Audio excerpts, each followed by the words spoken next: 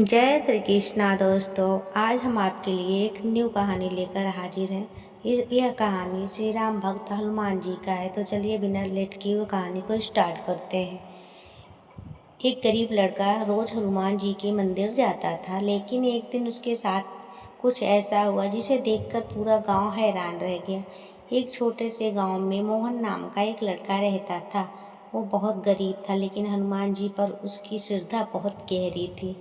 वो हर रोज सुबह बिना कुछ खाए मंदिर जाता और हाथ जोड़कर कहता, बजरंगबली मेरे परिवार की रक्षा करना। मोहन की माँ कई दिनों से बीमार थी। घर में खाने तक के पैसे नहीं थे, दवा लेना तो बहुत दूर की बात है। एक दिन उसकी माँ की तबीयत अचानक बहुत खराब हो गई।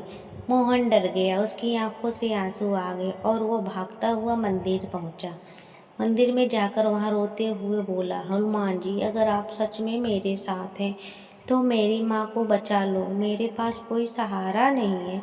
उस रात मोहन भूखा ही मंदिर की सीढ़ियों पर सो गया। देर रात उसे ऐसा महसूस हुआ जैसे कोई उसके सिर पर हाथ फेर रहा हो। उसने आंखें खोली तो सामने तेज प्रकाश दिखाई दिया। सपने में हनुमान जी खड़े थे।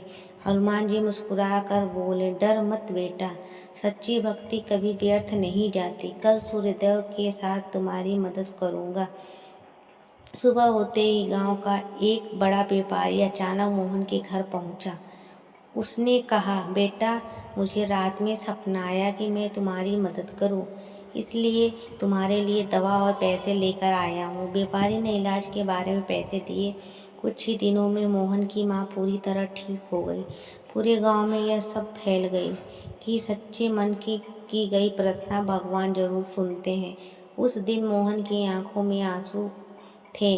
उसने मंदिर जाकर हनुमान जी के सामने सिर झुकाया और कहा, धन्यवाद बजरंगबली, आपने मेरा विश्वास कभी टूटने नहीं दिया।